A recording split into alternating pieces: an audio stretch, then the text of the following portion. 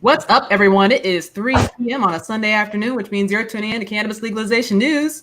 Happy Sunday, everyone. We just hit 5K, and actually we're like at 5.26K.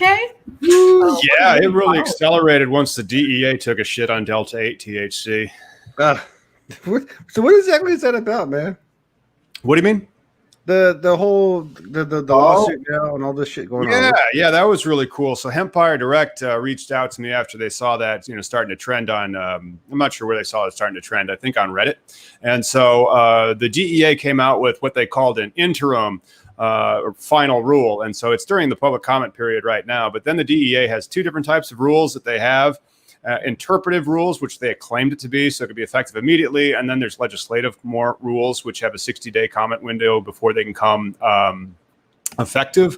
And so that one rule was just totally glossed over because the way that I read it, it seems like they're trying to criminalize Delta 8 THC as being a synthetic tetrahydrocannabinol that's a Schedule 1 substance. But then if you read the definition of industrial hemp under the 2018 Farm Bill, it is very clear that there's no way that hemp-derived Delta 8 THC could be considered a synthetic tetrahydrocannabinol that would be a Schedule 1 substance. It makes no sense. And so I could read verbatim because right now I'll be working on a piece and then I'll be working on it with Benji over at Hempire Direct. Shout out to Benji and Hempire Direct.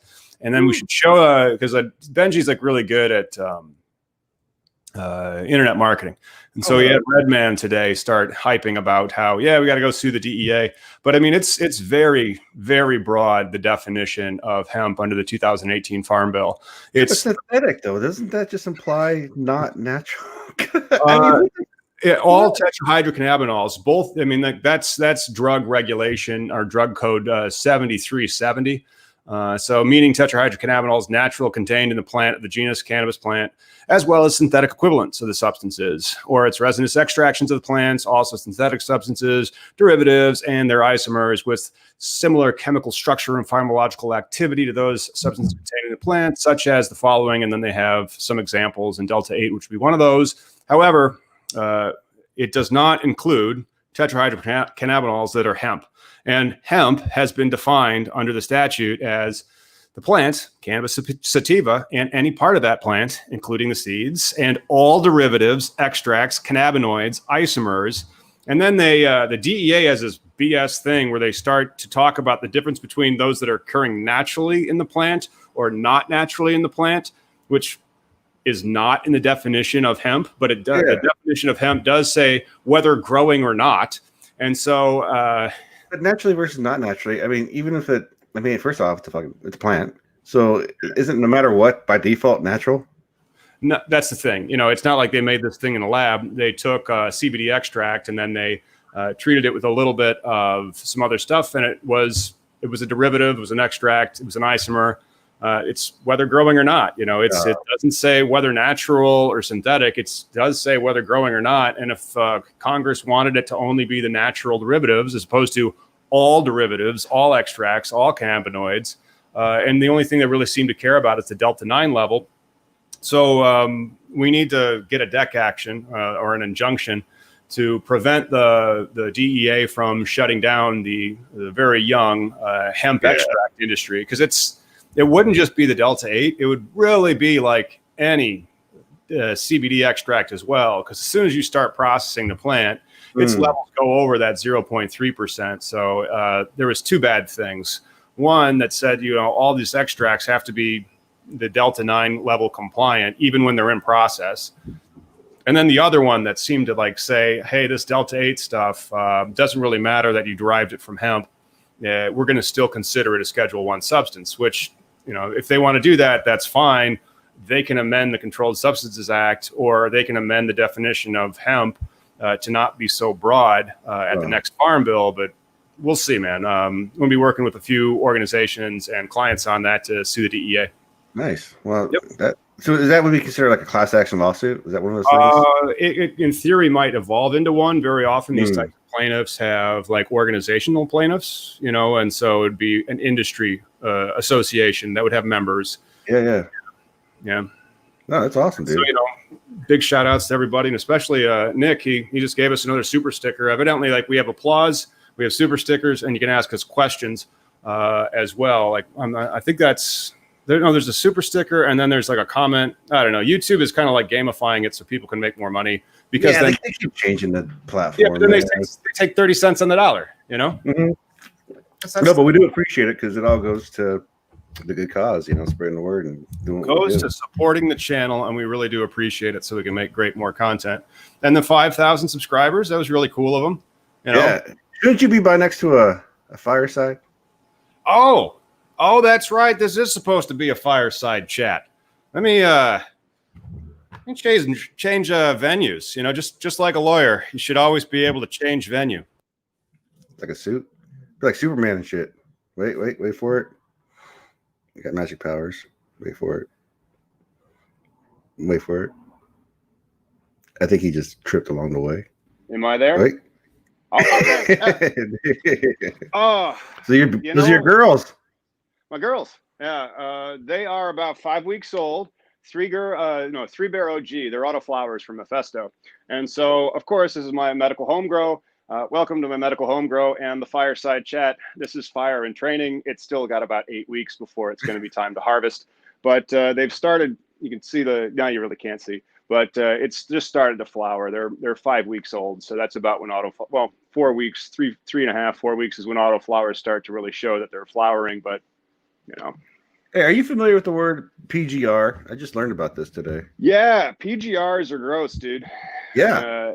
And so, man, like, looking back at some of the bagweed that I used to buy off the street before I got my medical card 3 years ago, I was wondering if PGRs were involved in those.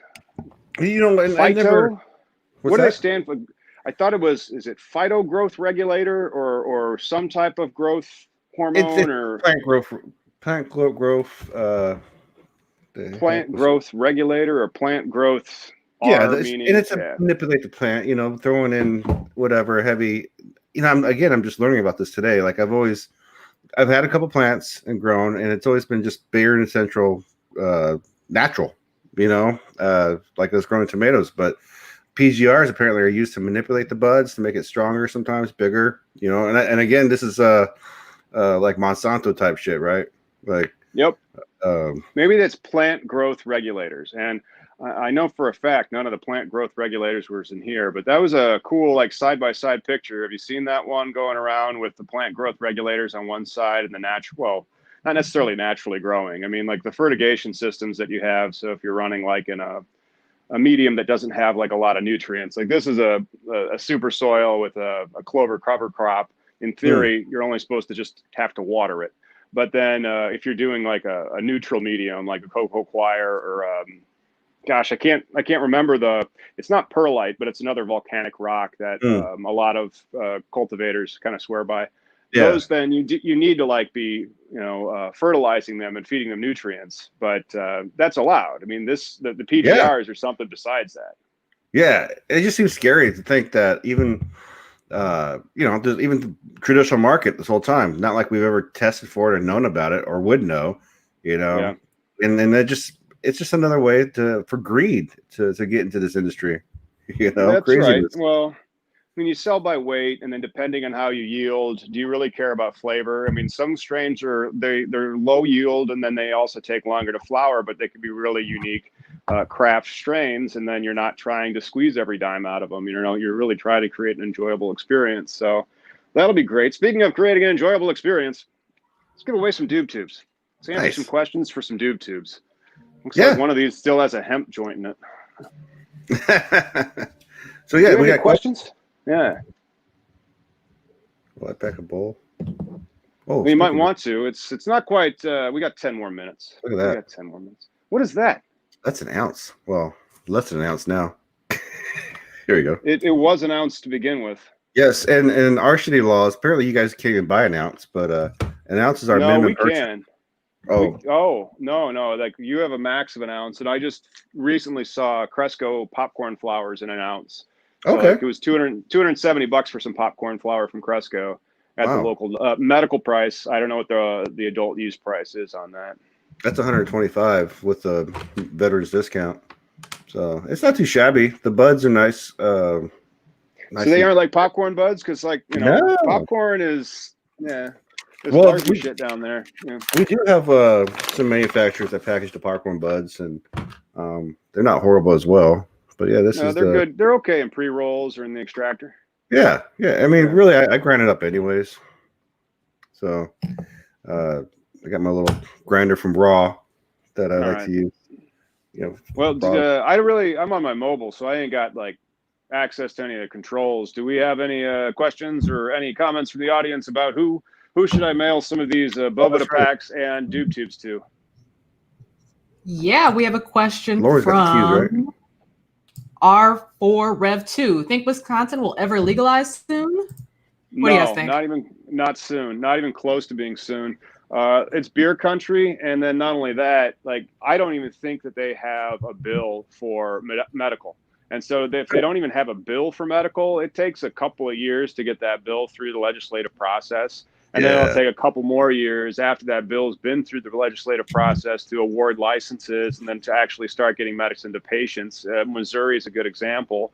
They did it by ballot initiative so they could go around the legislative process. And it's 2 years on, and we still really don't have Missouri operators. We have a few, but like it's very, very early. I don't think patients have yet gotten medicine that they haven't grown themselves, like I'm growing here. And so Wisconsin is SOL kind of right now. And that's one of the reasons why you guys should call your legislatures in Wisconsin and ask them if they support the Safe Banking Act at the federal level or the MORE Act, and then tell them that you're not going to vote for them if they don't, or at the state level. You guys need a bill in Wisconsin, to be honest. And so if you're looking for a state to model off of, I'd say Oklahoma. Oh God, yeah. But also too, New Jersey, another example, passed medical, and it's taken them 2 years to even get to where they're considering still. So yeah, Right. they've probably another 5 years at least. And also reach out to Normal, create an organization. Normal J, the Normal chapter in the northern part of the state. He's been an activist there for 10 years. I mean, before that, but that's when I caught up with him because of my book, where if you guys do want one of these, I didn't write it in Wisconsin, but I also did not get arrested in Wisconsin trying to promote it. And so, we'll get his address and stuff, and we'll mail him a Doob Tube. And then, do we have any other audience participation? Who wants a book? Yeah, anyone? 0311 Veto. Not only did they give us $5 super sticker, thanks for that. They also had a question about Illinois licenses, the first round. When do you think they will be awarded, and which one's first? Dispensaries first. I think that they won't be awarded for a while, but here's the crazy stuff that'll probably go down. That I was talking to Edie from Chicago Normal. Shout out to Chicago Normal. We just re-upped our membership for this year as well, and shout out to Edie as well. So we were talking, and then we think that we're going to get them probably on a Friday dump. It may be during the week, but this is one of those hot items where as soon as they provide winners and losers, their phones explode, and they know that. And so that's one of the reasons why I think it's going to be a Friday dump. It might be this coming Friday. It might be the Friday after that. The rule has been finalized. Turns out Toy Hutchinson is not out. There's just somebody else who's been appointed. That's that Danielle Perry, who's been appointed as more the regulatory head. And they're getting ready. We think that they are pretty much ready to announce it. They just gave the new declination. That means I don't want it form that came out about Wednesday of this past week. So it looks like they're really gearing up for an announcement. I'm predicting a Friday because of the crap it'll cause. Because what's going to happen is, just like I'm trying to go sue the DEA now, somebody's going to call me and they're going to want me to sue the state of Illinois. And if you're watching from Cresco or another multi-state operator, go check the mail or just turn off the volume. Okay, if you're out of the room, great.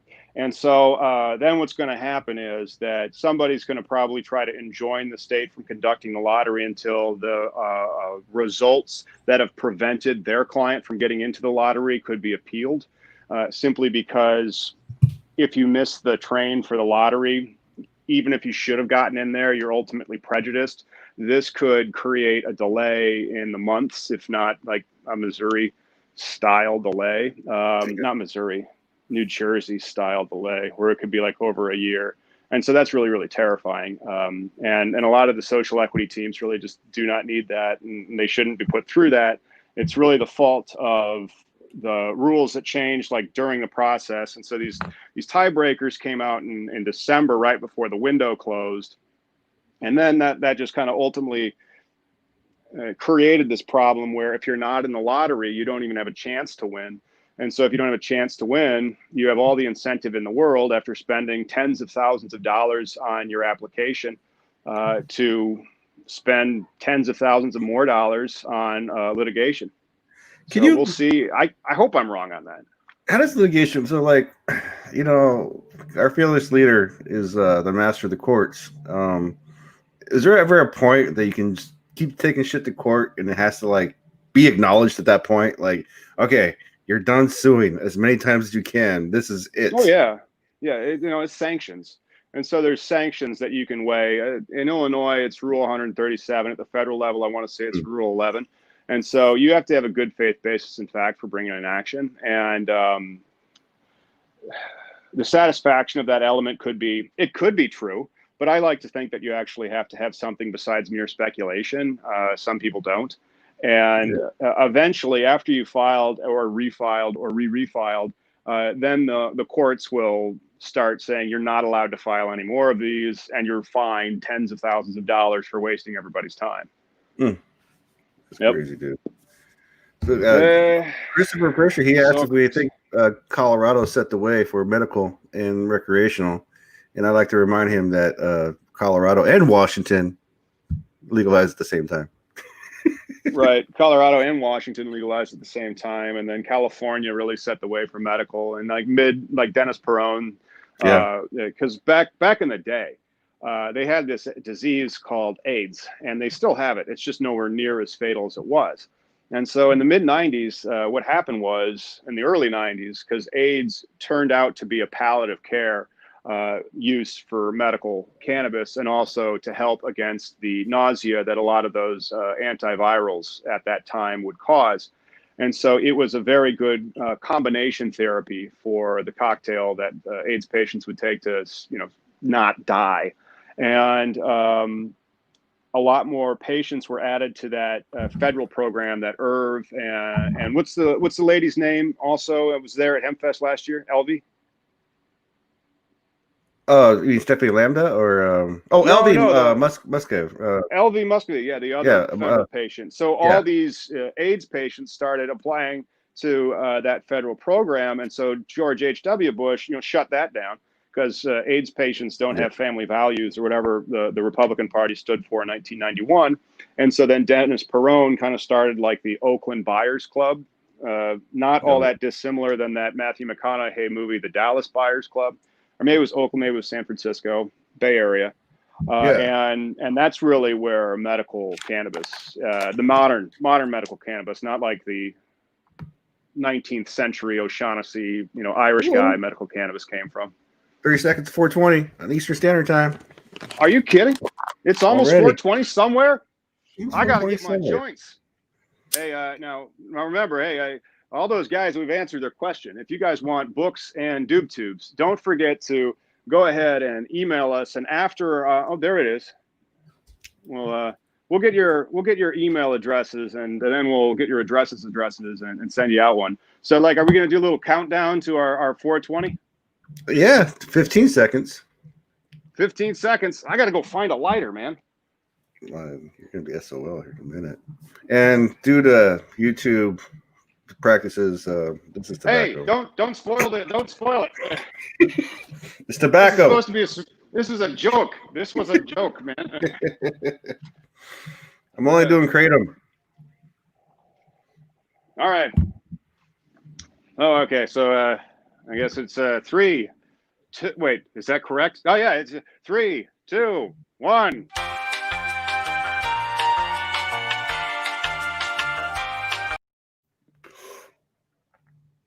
That was fast. Yeah, I don't know where those clouds came from. Always comply with policies from large multi-jurisdictional tech companies. And then also always comply with your state laws, just like I am. I only have 3 girls in there. I'm allowed to have up to 5. Hey, what do you? I was thinking yesterday. I had a good conversation with an Ohio activist, and he was saying we brought up, or I brought up rather, prohibition for cannabis has been what, almost 100 years, 80 years. Why did alcohol? Since 1937. Yeah, but why did alcohol prohibition get turned around so fast? Like, why is it taking us so long for a bunch of everybody cannabis? drank? Everybody drank. Just because like the problems, like, well, cannabis at that time was really basically being used like aspirin, and so they replaced aspirin with or cannabis and aspirin for pain care with, like, acetaminophen or ibuprofen, and then they eventually took it out of the pharmacopoeia in 1942, and then after that they just bulldozed the truth on it, Yeah, no, that's just crazy to think about, man. Like, I always just thought about the unity too. You've been at HempFest. I mean, shit, just to get 6 people to agree on the same shit, it boggles my mind. Yeah. Voters, let alone we all have a different way that this should be taken care of, right? Rescheduled, descheduled. Right. I believe you're in a rescheduling is the only way to do it. And well, Yeah. the descheduling issue, the descheduling issue would still create a problem when it comes to the tetrahydrocannabinols and then the other synthetic cannabinoids still being Schedule 1 substances. So, like, you could have cannabis extraction, and that's kind of what the DEA's posture is. And so even if marijuana wasn't on the Controlled Substances Act, just like hemp, and you started to do some type of extraction, then the DEA might swoop in and say, no, that's a synthetic cannabinoid extract that's prohibited by this. And then we'd be like, all right, come on, guys. You just like arresting people. Yeah. Stop Well, it. it's clearly revenue. I mean, who have they been saving, right? They've been saving themselves. Their phony baloney jobs. Harumph. Harumph. You're going to get a harumph out of that guy. Shenanigans. But, we do chronological a lot of that in shenanigans. Somebody said shenanigans. We do chronological a lot of that in this book, the case of U.S. v. Yerbas, and so it does talk about how it was just they kind of railroaded it in the summer of 1937, and then I've done stuff on Dr. Woodward before. Nobody really. Yeah. What's that? Oh, well, when you wrote that book, like I really did enjoy it when I read it. As far as the perspective of the Mexican truck driver and his family. And what was your inspiration for that? Where did you? What made you come up with that storyline? Well, that's the whole thing, And then there was another. Just make it up. And then the other thing is, it also had a medical patient, and so, like, the medical patient's being maligned. The whole law was essentially set up to malign, blacks and Mexicans, immigrants. And then, there was also a black guy who was like a prosecutor that kind of had some problems with, like how Kamala Harris, she was a prosecutor and now she's supporting it. And so, like, that could create a little bit of inner conflict because, you feel like you're betraying when you're fighting on the wrong side of whatever. But all those things just kind of are at play in the cannabis laws and how silly they are. And then how the Congress's actions in, like, the 1930s were just bullshit. And then you see, like, what Congress did then again in the 1970s, and it was just bullshit. And then you see what they're still doing now through the DEA, and you're like, hey, come on.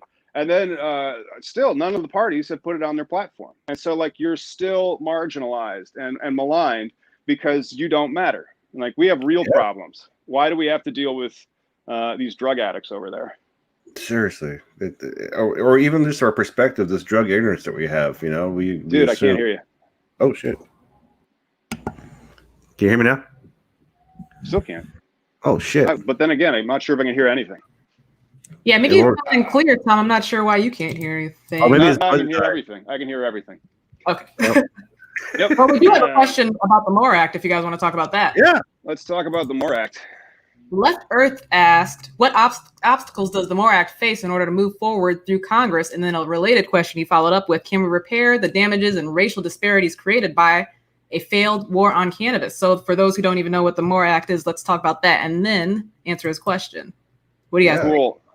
Yeah, the MORE Act is the Marijuana Opportunity and Reinvestment I'd have to look at what the MORE Act actually stands for again, because I haven't written on it in about a year. But it's like Marijuana Opportunity and Reinvestment and Expungement Act, I want to say. And so it does have a lot of the aspects that the Illinois law does when it comes to social justice. But then it also allocates taxes. And so that's the reinvestment part. And then how does it get through Congress? You need to have 51% of the senators that will vote for it. And there's 53 senators that are Republican in the United States Senate, and nobody supports that.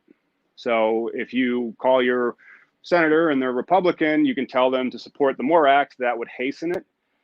Other than that, yeah, it's not going to go anywhere. But if it did, though, I think honestly it would help amends. Like a lot of the pain that we have. Still cannot hear you guys though. Wow. I think the phone is fucking up. So, Laura, so I might have to go back to the studio. You're coming in. Yeah, that's so crazy. He's out of sync. Why couldn't I hear? Could you hear Miggy? I could not hear Miggy at all. I can hear Miggy. Yeah. You can't hear me now? Can you hear me now? Oh, maybe I got nothing. Now I can. Okay. Hey. All right. Remix. Yes. When you talk about the DEA and the Republicans in the Senate, you will get this happen. And then you see suddenly something will be you'll be talking about it, and then like those words go out, and they're like, we should listen in on this. And then I couldn't hear your audio for some reason. Yeah. It's not a conspiracy if it can be true. I always say, man.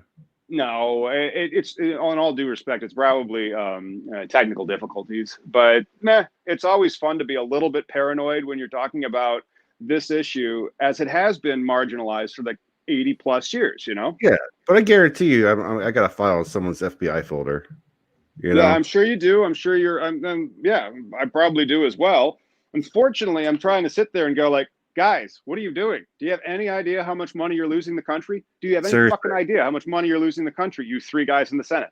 And why are you doing that? Oh, because if I go through your Rolodex of donors, they are scared. I get it. And so beyond costing the country as far as financial, I mean, it's costing us a social inequity. It's creating the disparity that we have. Right. It helps you revoke the 13th Amendment really easy if you're a criminal. You know? And so like slavery is gone unless we can make you a criminal. Yeah. And then how is it enforced? Oh, it's clearly got a racially disproportionate impact when it's being enforced. Like if the MORE Act were to pass, right, that would enable like interstate commerce alone. Once interstate commerce is able to happen, then you can at least walk outside without your butt a little more unpuckered. Well, not only that, you can also have a brand. I mean, like just like Budweiser was able to have their brewers distributing throughout the United States. So that's something that GTI and Cresco and those guys are trying to set up right now, so that they can control their genetics and then they can control their offerings. I mean, differences happen. Like so, like flavors in Boston are different than flavors in Seattle. Yeah. But you could have standardization when it comes to certain products. How important do you think? I mean, you know what? I'm starting to, and I feel the genetic hype has been a long hype as far as different breeders have names for themselves, but doesn't it always come down to the farmer, the actual guy toiling the soil, what you feed your girls behind you? Have you noticed a difference? Have you played with it as far as the lights? Yeah. Well, there's all that. There's quality, but quality needs to be throughout like the chain of the events. And so like there's a lot of people that play their part in making high quality cannabis flower, especially like the premium grade stuff. And I think the price of premium grade is going to stay up there where it is right now, because in certain areas of the country, you do have more supply equilibrium where you got enough. And because of that, even like in Seattle, where you guys have decent supply, right? You're not really hurting. Right. Oh yeah. I mean, I just paid $125 for an ounce. So, right. And that's comparable to the quality is okay. Medical, it was still better quality because I think the free market competition creates a lot of quality to come out. Yeah. Right. Green with Envy asked if we think Missouri is going to legalize in 2021. No, they'll do it by ballot initiative in 2022. So you think it's on the horizon, though? I mean, it's There's an election in November, but then not next November. And so I think it'll be back on the ballot for 2022. In fact, I think that if COVID hadn't happened, Missouri could have been on the ballot this year. It's hard to do it's easy to do social distancing on a podcast like this, where you're in Seattle, I'm in Peoria, and then we can talk. It's hard to do social distancing when you need to get signatures that'll be approved for a ballot initiative. Do you think maybe there's COVID has changed a lot of ways we figure out the way we work, 9 to 5, the way we go to school, not so much needed to being present, but two-factor. Maybe so two-factor authentication ballot initiatives. Why can't you do a two-factor authentication ballot initiative or two-factor authentication voting? Yeah. If you get locked out of your Google account, then Google is going to send you a text message with so many digits, and then you send that back. And then, you answer a question. All right, now we've done two-factor and a security question, and then they give you access. Or then they count your vote. Think of how cheap that is, to fucking do. So think of how few people you need to hire to do a successful vote. Right. And then 2, think about how hard it is to fuck with, simply because everybody's got that signature. You could say it's blockchain, and you could make a particular amount of database that you need with all these particular things. Yeah. But I don't get it. But I think it's just the fear mongering, the same conservative people in, say, North Dakota. Have you heard of Estonia? No. All right. Did you know that Estonia's basically done that with they just have numbers for people, and then they can do anything that they want very, very easily, because unlike, a social security number, they have numbers that tie to everything. So they can so check out Estonia's usage of technology to operate government. It would probably have the expense of our government within a decade. Oh my God. We'd be so efficient, and then, every voice would actually get heard. That'd be amazing. Right. True. What was that comment? I didn't see that one. Estonia is awesome. That was Christopher. Estonia is awesome. Yeah, so I'm telling you, man, check out Estonia's tech laws and what they've done to run their company. Or is it the same one? The same place that the Grateful Dead paid for their basketball team? Oh, I think so. Yeah, the sponsor. No, it was one of those Balkan countries. But I don't know if it was that one. I thought that maybe Lithuania. Yeah, because that's what it was. Yeah. Fun fact: Grateful Dead paid for a basketball team's Olympic trip. Yeah, and their uniforms and stuff. Yeah, pretty funny. That's one of the things you can do with money when you have enough of it. I'm going to do that.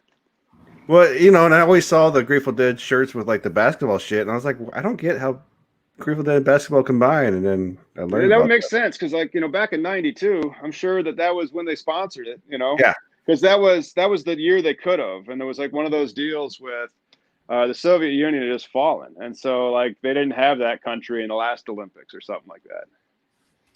Yeah, we got. I read some of the hemp law. Didn't comment, but will. Oh, good deal.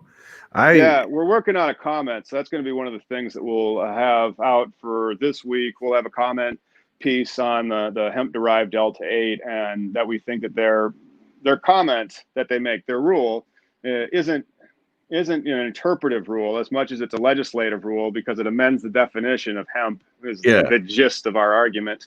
But we're going to have aspects on that, and then hopefully work in combination with a few organizations out there to find plaintiffs, and then file suit to enjoin the DEA.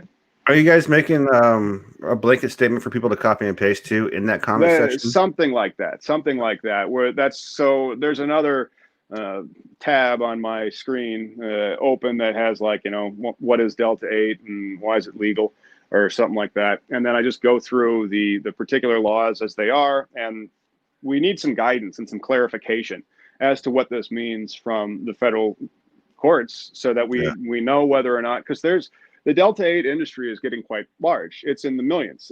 This is a lawful product that you can sell all over the United States. And according to my reading of the definition of hemp, it's hemp. It is a derivative of an extract of hemp.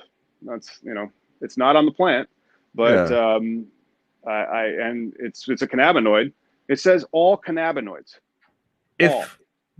If they do unless Delta-3, unless Delta-9. So, but what's the do you really think they'll actually turn a whole industry? I mean, the CBD thing is caught fire. It's kind of like not only legalization. that, regulations like this, they're so administrative specific. And so, like, what happens, because the USDA regs have already been punted, which was supposed to go into effect next crop year, and now like basically postponed on the testing landscape of it until 2022. So if they aren't going to be testing until the next administration, what if it's not the current administration and the rules are completely different? Wouldn't that be interesting? So that is a reason to vote for Joe Biden, because then those administrators are going to be appointed, hopefully by people that are more along the lines of the liberals that support legalizing cannabis, like the vice president. Yeah.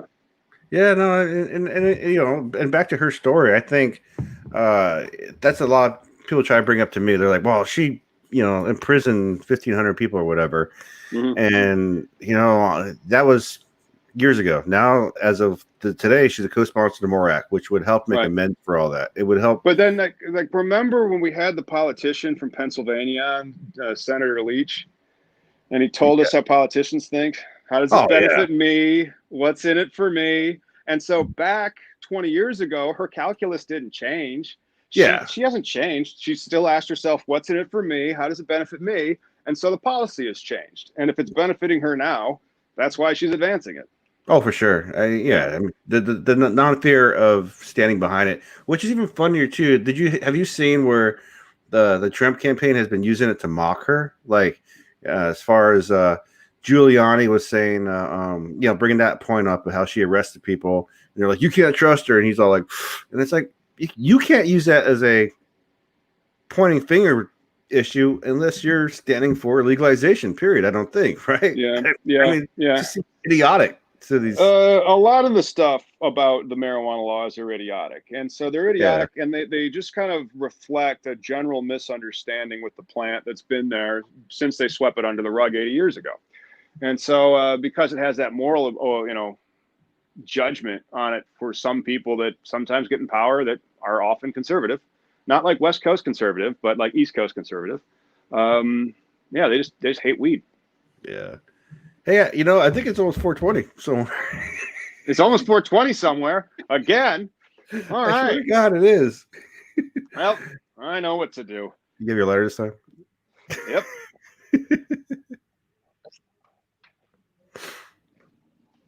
I just want a smoke break.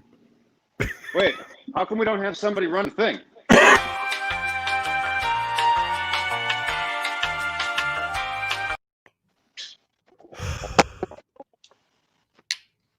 Thank you. That was better. Wait. Part 2. You didn't catch up.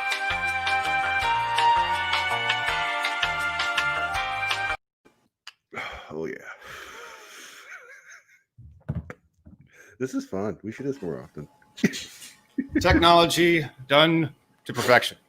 I love that little fucking thing, dude. Music, the elevator music. Yeah, it is. And the whole point of it was to kind of have it be like, remember in The Simpsons when something would go wrong on television and they would cut to that scene and it would just be like the drunk camera operator. So the camera operator's drunk and it's playing that elevator music. I'm like, wait, that's what we need to be compliant and always comply with the law and the terms of service.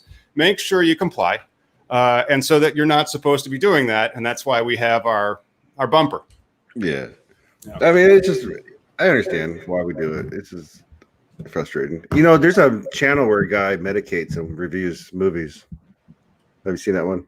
No, I haven't. It's pretty interesting. And then you got all the booty girls that be doing their dabs and shit on the YouTube. Well, I can see why that'd be popular, considering the average age of YouTube's like 24. Yeah, I just think it's frustrating that 2 grown men can't just shoot the shit and smoke weed on live. Like blatantly. You can blatantly, but turned off. That's the thing. Yeah, I mean, this is the best tobacco I've had for a while. I mean, that's not tobacco. That actually looks like an herbal supplement. Which we need to work on. So let's try to get CBD labeled an herbal supplement. We're going to have to get another petition for that one. Getting CBD to be labeled an herbal supplement. Put that on the to-do list for next year. And it's an off year.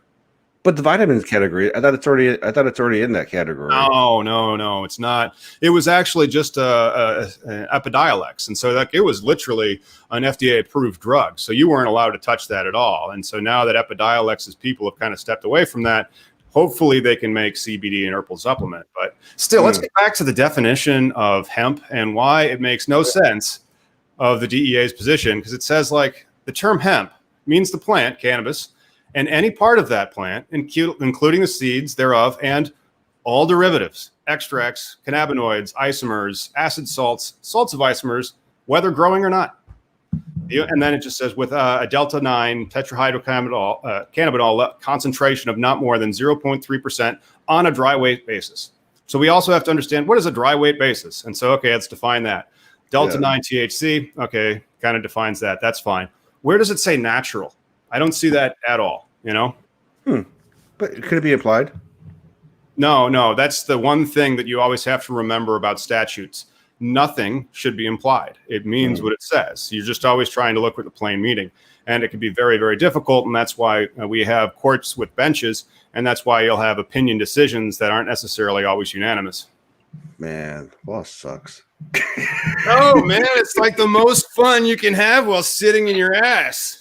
Well, like here we fight for home grow, and we even had Allison Holcomb, the writer of the bill, and she wrote an article in support of the home grow bill that we were writing, and she said 502 law, home grow is in the spirit of the law. Like she intended for that, but my bad for not putting it there. And the spirit of the law. Come on, guys, let's get spirit of the law. Shit, man. Yeah, I don't understand it. But then that's going to be stuff that we'll be doing over this week, is more on the Delta 8 and explaining that and trying to understand like their position. And hopefully their position is, no, you're right. We're not coming to arrest you yet. Yeah. Yet, and so do they need to change the definition of hemp in the next farm bill? I think they do, but we'll see. Yeah. And then if they don't, though, I mean, what do you think? Are they going to start closing businesses? They're already screwing up businesses, because now you have an industry that's legal, operating under. They think it's legal, so this is like a classic ex post facto. You're like, wait a second, just a second. You're telling me so for the past few years what we've been doing has been a crime? No, what we have been doing hasn't been a crime, and so that's one aspect of it. It's also a takings, because you have all this stuff under the auspices that it's a totally lawful business.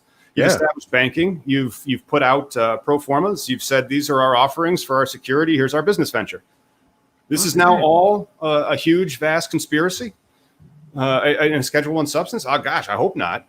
Hopefully the DEA was not trying to imply that. The lawsuit that's going to be coming at the government for this, like you said, post facto rule that is destroying an industry that's thriving and already paying American bills. Trying to, man, but the CBD industry is like, all right, so you're not going to get the premium price because you're not talking about THC weed, and everybody can grow the CBD, but the CBD has a price. Like if you want to go buy premium flower, it costs that much, right? But you're limiting the market as far as when if they were going to go after these percentages of the THC, when the new regulation, whatever, the post facto stuff, right? Mm-hmm. We've already been at this for 3 years now, all the way back to Charlotte's Web, maybe longer. But then it's really only been since 2019, to be honest. Like, there was a lot of CBD business that was going on and being sold pursuant to the Farm Bill of 2014 prior to 2019. But then as soon as 2019 hit, it just really started to explode, because all of a sudden the definition of hemp was really, really broad. There's a lot of cannabinoids that are there, and they derived some of them, which is, I thought, what the law meant you to be able to do. And then like the dry weight basis, that means like a finished product, in my opinion. And so when you're processing something, that shouldn't be considered its dry weight basis. Its dry weight basis should be what's shipped out the door to the end consumer. And their rules also seem to imply that's not the case. And so like it would be really, really difficult for you to just throw the hemp into the extractor, because it says like it can never go over that 0.3%, no matter if you're processing it or not processing it. And if it goes over that, then suddenly what has magically been hemp, what has been hemp now magically becomes a controlled substance, a Schedule I controlled substance. They're going from that Drake song, 0 to 100 real quick. And so like, because that's what it's not in the scheduling. And then suddenly it is a federal crime punishable by $1 million fines and life in prison. Yeah. Could it be argued that these post facto laws are actually, or besides hurting the Americans that are doing business, can it be argued that these post facto laws aren't helping anybody as far as like, since the industry going on? That's lawsuits don't give a shit about people. They only give a shit about the litigants. And so, that's just kind of how it is. And so, like, if there's a class of plaintiffs, though, and so those class of plaintiffs have the same beef with the government because of this reading. So in that instance, there's only really two parties. And so litigation is exceedingly narrowly focused, or at least it needs to be. Otherwise, it becomes just some litigation can continue to mushroom and grow old, and it's terrible. You're like, will somebody please put this litigation out of its misery? Well, I mean, can someone litigate this to the point that there's no need for this rule to come about? Like, you're not saving. We need a new definition of hemp. That's what we need. Right. And so the new definition of hemp should be what it is now, but at 1%, 1% total THC, and then a very broad definition. And then if Congress wants to try to regulate Delta 8, they can do that, which sucks. But that gets back to okay, are we going to take this plant out, or are we not going to take this plant out? And so if you take the plant out, you're taking all its derivatives out. You're not going to magically selectively put them right back in there and create this same mess that you had going on when it shouldn't have been there in the first place. And that's what they've been saying since 1972. Unless you look at the LaGuardia report or like the testimony of the AMA at the hearings in 1937. It just seems to me that these are such unnecessary things that are taking place right now.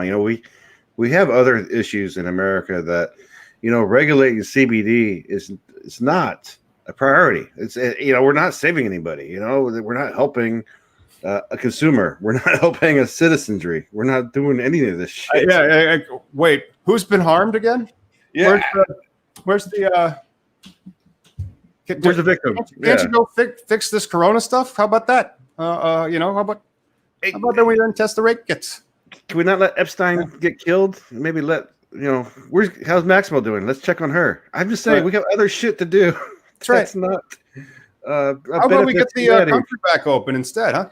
But if they're going to try to come after this industry, then they should have given this industry, fair warning and due notice, so that they can start lobbying Congress and say, hey, I thought that's what this meant. That's what we had all signed up for. And what's this that now you're going to start coming back against us? Well, it seems to me that what's going on in America with hemp CBD legalizations, what happened in Washington when we had marijuana legalization? First it was medical came out. And then there was this thriving market, this thriving world, mind you, that no one knew anything about unless you paid for your prescription, went to the events, hanged out and paid for the dabs or did whatever. You consume. There was consumption all over, lounges like bars. And that medical industry was killed by recreational just due to regulation.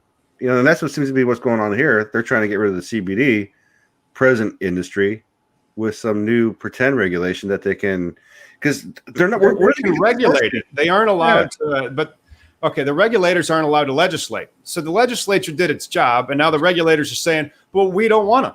And so, that's not the point. You're the fourth branch of government. You're the executive. You're not allowed to then start renegotiating what the Congress said they wanted. Yeah. And farm bills last every 4 years. And so the definition of hemp was different in 2014 than in 2018. And if we use our, legislative lobbying abilities, let's hope that by the 2022 farm bill, the definition calls for a concentration of not more than 1% on a dry weight basis. And dry weight basis is defined as final retail product. That would be appropriate. Well, and I think also too is the expansion of the THC limits. You know, with this thinking that even if it has a little bit testing hot, it's going to be a value. It's going to be all of a sudden now you got cocaine. No, that's fundamental misunderstanding of the chemical. And so like there's a lot of education that's needed to be able to get that 1%. Because that 0.3% number, you know, where did that come from? Again, arbitrary bullshit. Arbitrary. Completely pulled out of the air. Completely pulled out of the air before they knew how the plant even worked. Hey, what are you drinking? I am having a light beer on a Sunday. I got an Elysian Dayglow IPA. Oh, no. I am so basic compared to you. I have a Miller Lite. Oh, I'm trying to also not consume on the screen just in case now the difference between the policy regulations, what we're doing now might be okay.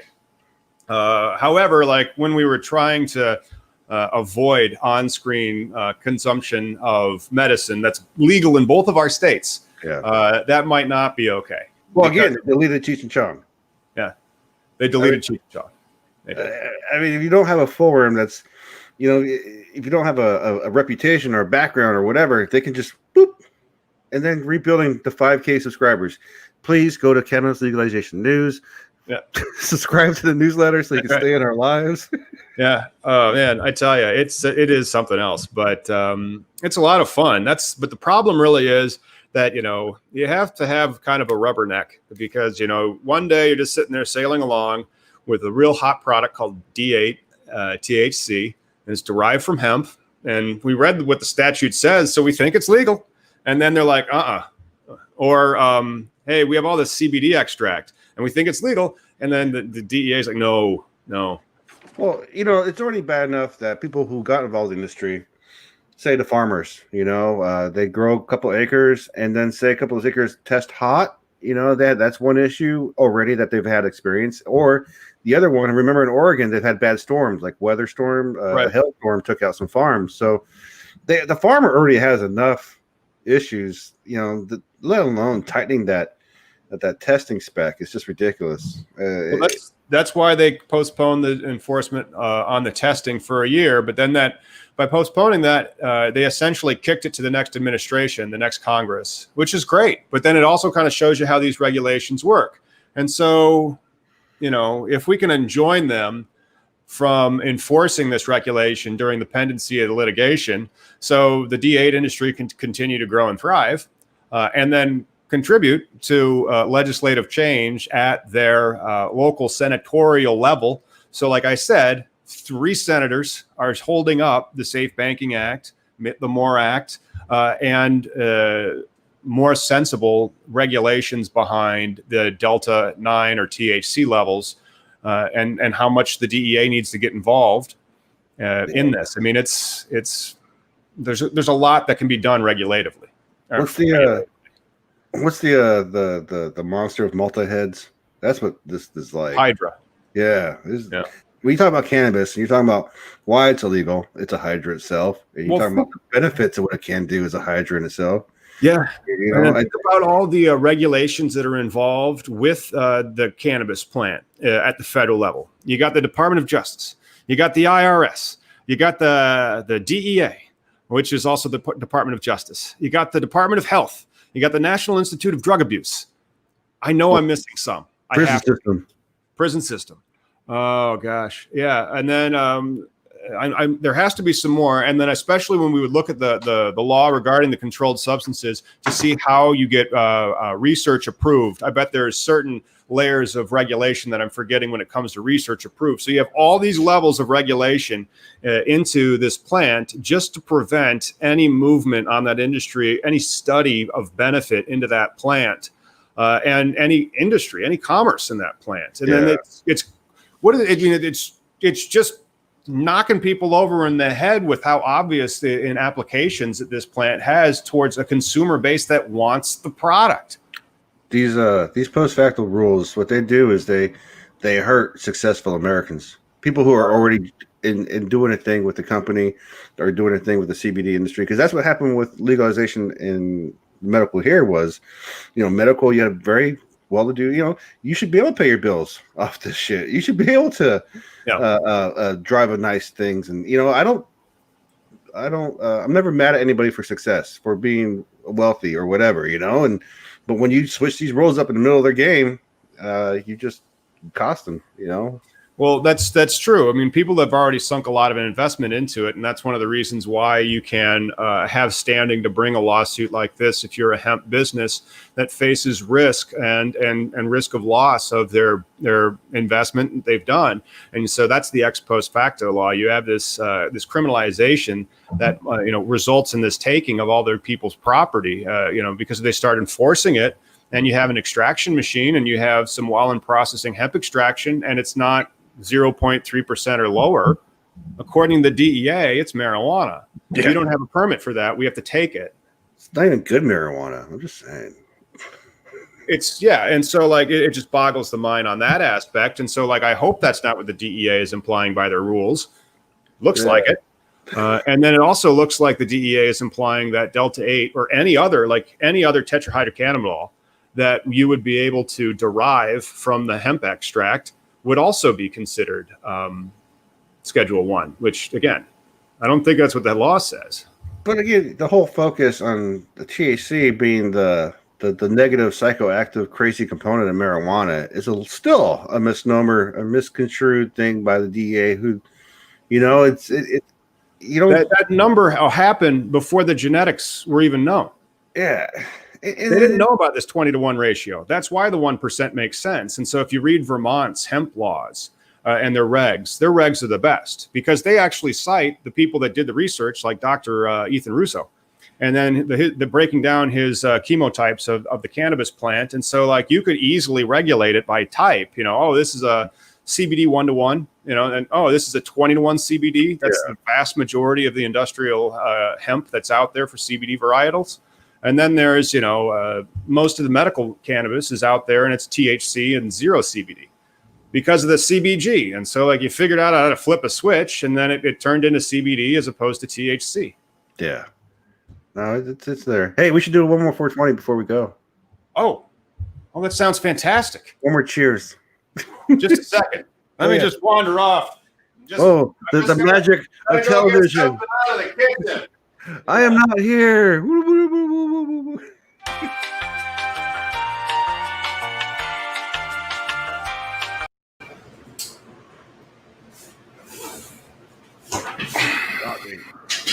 Worked.